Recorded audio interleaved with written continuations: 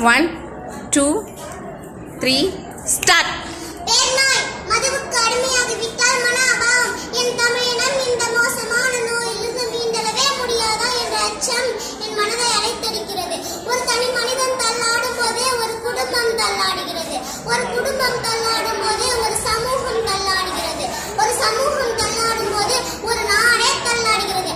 அப்படி ஒரு தள்ளாட்டு நோயால் நம் நாடு சிதைக்கப்பட்டு கொண்டிருக்கிறது. இந்த நோய்கள் மட்டுமா?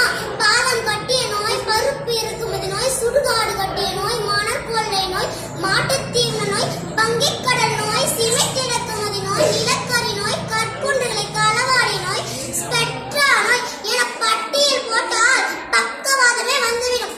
வல்லரசாக வளர்ந்து கொண்டிருப்பதாக வாட்டிப்பந்தல் போடப்படும் இந்த மண்ணில் இன்னும் 20 கோடி மக்களுக்கு இரவு உணவில்லை. உலக மக்கள் தொகையில் கல்வி அறிவாற்றோரில் 25% இந்திய மக்களே. நாடு முழுவதும் சுமார் 230 நகரில் மட்டுமே கழிவுநீர் கால்வாய்கள் உள்ளன. டெல்லியில் 45% அடிப்படை வசதியற்ற சேரிகள். மும்பையில் 35% மக்கள் திறந்த வெளியில் வாழ்கிறார்கள். இன்னமும் 5 லட்சம் பேர் தலையில் மனம் சுமக்கிறார்கள்.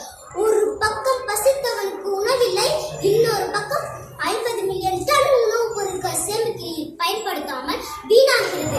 வறுமை, வேலையின்மை, கல்வியின்மை, மோசமான சுற்றுப்புற சூழல் நோய் என திரும்பும் திசையிலும் சமூக நோய்கள். இதோ ஒரு புது கவிதை. வாயில அழுக்கின்ற நீரெடுத்து கொப்பளித்தேன். கொப்பளிக்க கொப்பளிக்க வாயும் ஓயாமல் அழுக்கும் போகாமல் உற்று பார்க்கிறேன் நீரே அழுக்கு. அழுக்கு நீரெடுத்து 1000 முறை கொப்பளித்தாலும் வாயெழுக்கு போகாது.